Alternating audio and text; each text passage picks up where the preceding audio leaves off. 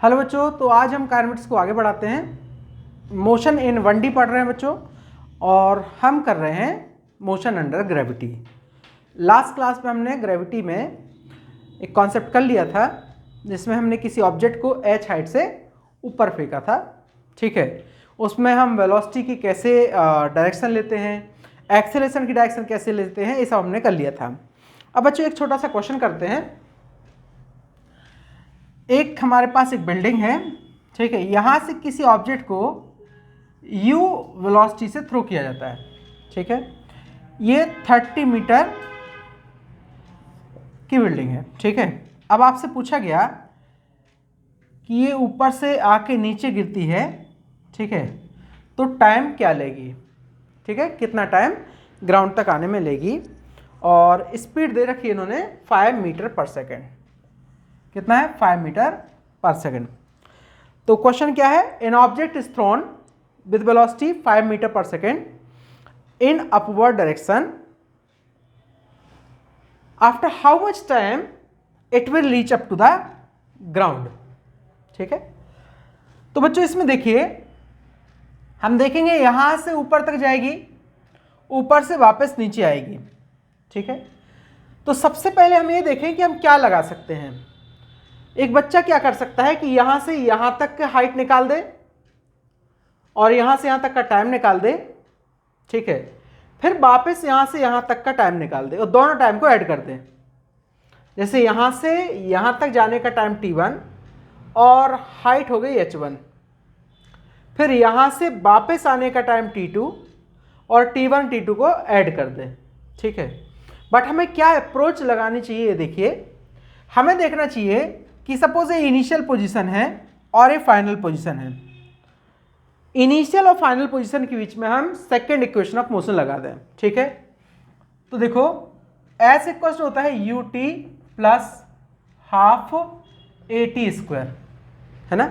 Y direction का हम देख रहे हैं बच्चों, तो जो डिस्प्लेसमेंट होगा वो इनिशियल और फाइनल में हम देखें, फाइनल पोजीशन इनिशियल से नीचे है, तो डिस्प्लेसमेंट होगा -30 मीटर। ये है बच्चे 5 प्लस का 5t plus half -10 into T square. तो बेटा ये आ गया -30 5t माइनस 5t स्क्वायर।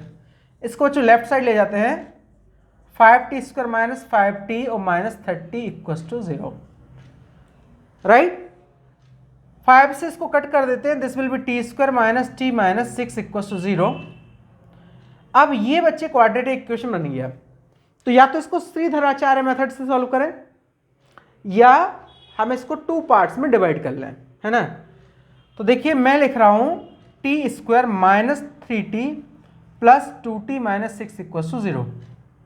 ये एक ब्रैकेट जाएगा, t कॉमन ले लिया, t minus 3 plus 2t minus 3 equals to 0। तो बच्चे ये देगा हमें t minus 3 into t plus 2 equals to 0। एक बार इसको 0 करेंगे, एक बार इसको 0 करेंगे, है ना। तो बच्चों क्या होगा, t माइनस 3 इक्वल्स टू 0, तो t इक्वल्स टू आया 3 सेकेंड। क्लियर। अब अगर आप देखोगे कि अगर आप t प्लस 2 को 0 करो तो t इक्वल्स टू आएगा -2 सेकेंड, जो कि नेगेटिव होगा, है ना, और टाइम नेगेटिव नहीं हो सकता है, तो ये वाला हम ऑप्शन यूज ही नहीं करेंगे। अब बच्चों इतने टाइम बाद वो पोजीशन बी पे पहुंच जाएगा। अब इस क्वेश्चन में और क्या पूछा जा सकता था बेटा, इसमें पूछ सकते थे कि what will be the velocity when object is just about to hit the ground. क्या पूछ सकते थे? What will be the velocity when object is just about to hit the ground. तो बेटा इसमें हम क्या कर सकते थे, या तो हम थर्ड इक्वेशन ऑफ मोशन लगा लें, v square equals to u square plus 2as। हमारे पास डिस्प्लेसमेंट है, एक्सीलरेशन है, फाइनल वेलोसिटी निकालना है, इनिशियल वेलोसिटी है, या फिर हम फर्स्ट इक्वेशन ऑफ मोशन लगाएं। तो देखो बेटा मैं दोनों चीजें बता रहा हूं। हम निकालना है velocity when particle is just about to hit the ground. ठीक है, तो v इक्वल्स टू क्या हो जाएगा, u प्लस 80। ये हमें निकालना है, u है 5 प्लस यहाँ कर दिया बच्चे -10, जी की वैल्यू -10 और टी कर दिया 3, तो v इक्वल्स टू क्या आ गया 5 - 30, यह आ गया -25 मीटर पर सेकेंड। आप बच्चे इसमें सेकेंड इक्वेशन ऑफ मोशन भी लगा सकते थे, v square equals to u square plus 2as, तो बच्चे आ जाएगा कितना, ये हमें चाहिए है तो v स्क्वायर कर दिया, ये कर दिया 5 का स्क्वायर प्लस 2 -10 इंटू एस की वैल्यू क्या रखना पड़ेगी हमें बच्चों -30, है ना, तो -30 किया, इधर का v स्क्वायर इक्वल्स टू 25 और प्लस ये हो गया 30 इंटू 10 300 600, तो देखो v स्क्वायर इक्वल्स टू क्या आ गया 625, तो v कितना आ जाएगा बच्चे ±25। अब यहां पे आपको डायरेक्शन डिसाइड करना पड़ेगी, क्योंकि ये प्लस माइनस आ रहा है, तो आपको देखना पड़ेगा कि फाइनल वेलोसिटी डाउनवर्ड्स है तो हम v इक्वल्स टू -25 लेंगे, जबकि इस वाली केस में आपको वेलोसिटी विद साइन मिल गई है। ठीक है, अब बच्चों अगर मान लो इसको थोड़ा सा और आगे देखते तो हम ये देख सकते थे कि what is change in linear momentum, है ना, बट एक चेंज इन लीनियर मोमेंटम कहाँ आ जाता है, ये आ जाता है बच्चे NLM की केस में, तो हमें क्या करना पड़ता है, यहाँ पे फाइनल लीनियर मोमेंटम और यहाँ पे इनिशियल लीनियर मोमेंटम, इस फाइनल में से इनिशियल सब्ट्रैक्ट करके हम आंसर निकाल सकते थे। ठीक है,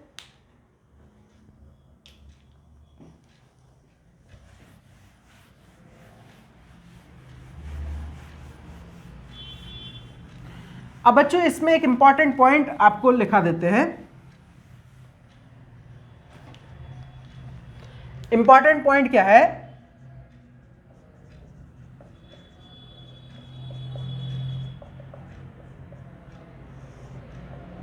देखो बेटा, अगर आप किसी बिल्डिंग से एक ऑब्जेक्ट को ऊपर की तरफ फेंकते हो u स्पीड से और वो ऊपर जाके नीचे पहुंचती है ग्राउंड पे t1 टाइम में, ठीक है, ये केस ए हो गई। दूसरे केस में बच्चों आपने उसी स्पीड से उसी हाइट से डाउनवर्ड थ्रो किया और वो ग्राउंड तक पहुंचती है t2 टाइम में, राइट। फिर बच्चों अगर आप थर्ड केस में उसी ऑब्जेक्ट को ड्रॉप करते हो, ड्रॉप्ड, तो बेटा यहां पर इनिशियल वेलोसिटी क्या हो गई 0 और ये पहुंचती है t टाइम में। तो आपको ये देखना होता है कि इसमें रिलेशन क्या है t1 एंड t2 में, है ना। तो आपसे पूछा जाता है relation between t1 t2 and t second, है ना, जो भी है।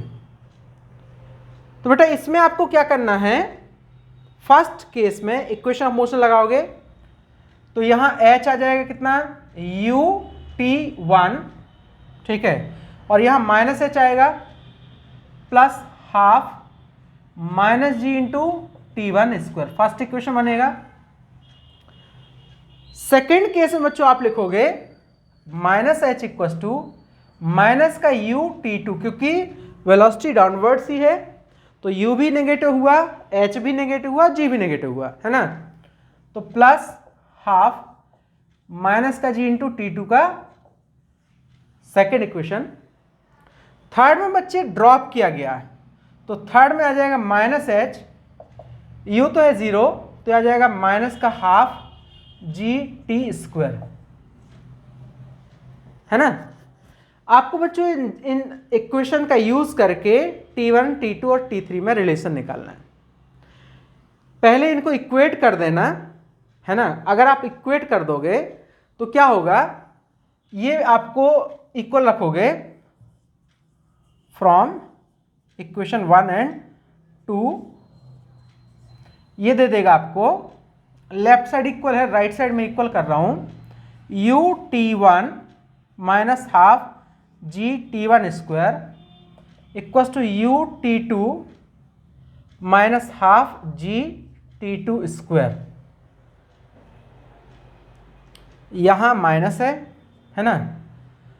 तो बच्चे इसको अगर मैं लेफ्ट साइड ले आऊँ तो ये आएगा u t1 minus t2, right, और राइट साइड में आ जाएगा g/2, ये होगा t1 square minus t2 square. तो बच्चे ये आएगा t1 plus t2 into t1 minus t2, तो t1 माइनस t2 वाली टर्म कट जाएगी, तो u आ जाएगा आपका कितना g/2 t1 प्लस t2।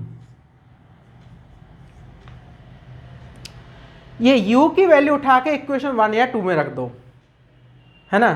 तो आप बेटा फिर इससे कंपेयर करोगे तो आपको मिल जाएगा t equals to root over t1 into t2, है ना, t equals to root over t1 into t2। तो बेटा इस तरीके से आप इस क्वेश्चन को कंप्लीट कर सकते हैं, है ना। तो फॉर एग्जांपल मैं एक एग्जांपल देता हूं कि अगर मान लो फर्स्ट केस में 9 सेकेंड लगते हैं, सेकेंड केस में 4 सेकेंड लगते हैं, तो थर्ड केस में क्या टाइम लगेगा।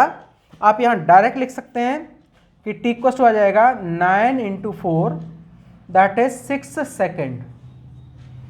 तो बच्चों अगर आप ये क्वेश्चन का फॉर्मूला याद रख लेते हो you will get direct result, ठीक है।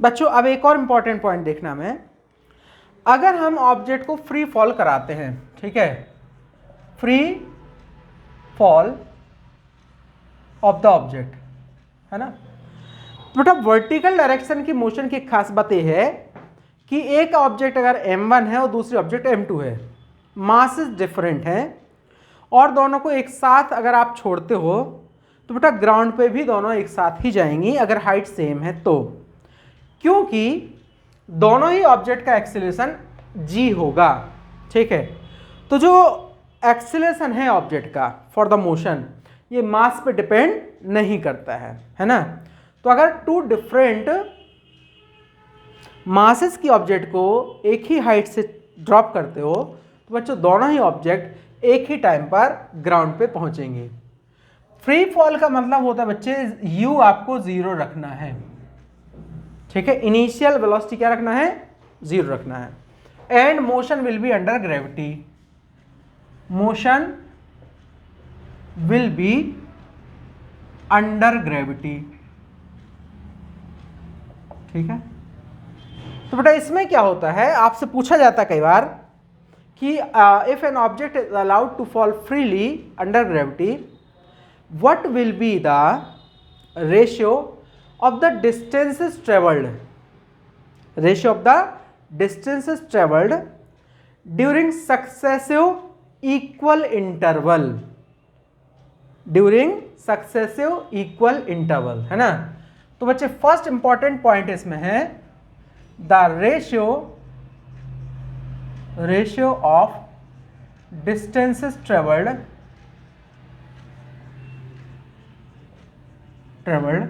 ठीक है during successive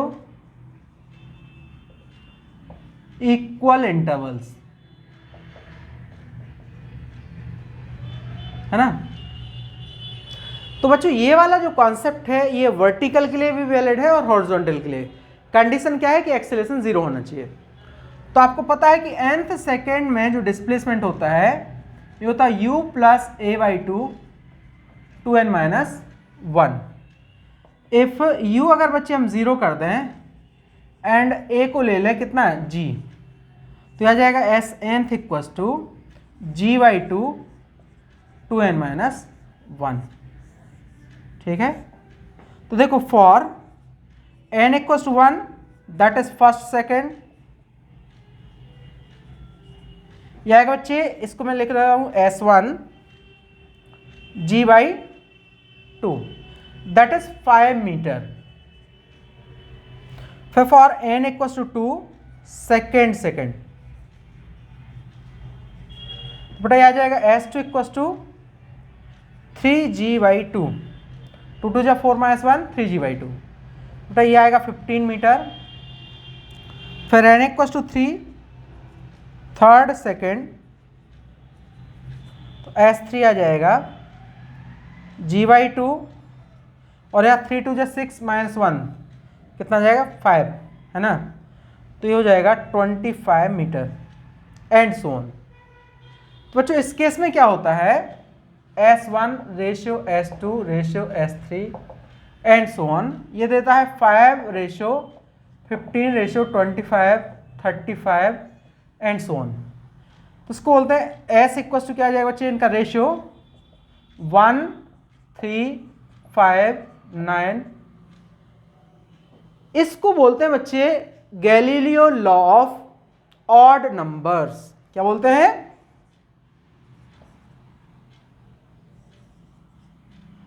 law of odd numbers. ठीक है, सेकेंड केस में देखते हैं बच्चों, जब आपसे पूछा जाता है कि जैसे फर्स्ट सेकेंड में S1 डिस्टेंस जाती है, फर्स्ट 2 सेकेंड में S2 डिस्टेंस जाती है, फर्स्ट 3 सेकेंड में S3 डिस्टेंस जाती है, तो क्या रिलेशन आएगा? तो सेकेंड वाला केस देखते हैं। For distance travelled in 1 second 2 second 3 second 4 second and so on. तो बेटा अब आप यहां लगाएंगे s equals to u t plus half a t square, u 0 है तो g/2 इंटू टी स्क्वायर है ना। तो बेटा इस केस में जो रिलेशन आएगा S1 S2 T1 square and so on. तो 1 का स्क्वायर 2 का स्क्वायर 3 का स्क्वायर 4 का स्क्वायर एंड सो ऑन। तो बच्चों इसके साथ ही हमारा motion under gravity vertical direction का कंप्लीट होता है। नेक्स्ट लेक्चर में हम जो करेंगे वो करेंगे मोशन इन 2D। ठीक है, तो बस इसकी आपको प्रैक्टिस करनी है और बच्चे क्वेश्चन आपसे बन जाएंगे। ठीक है, थैंक यू बच्चों।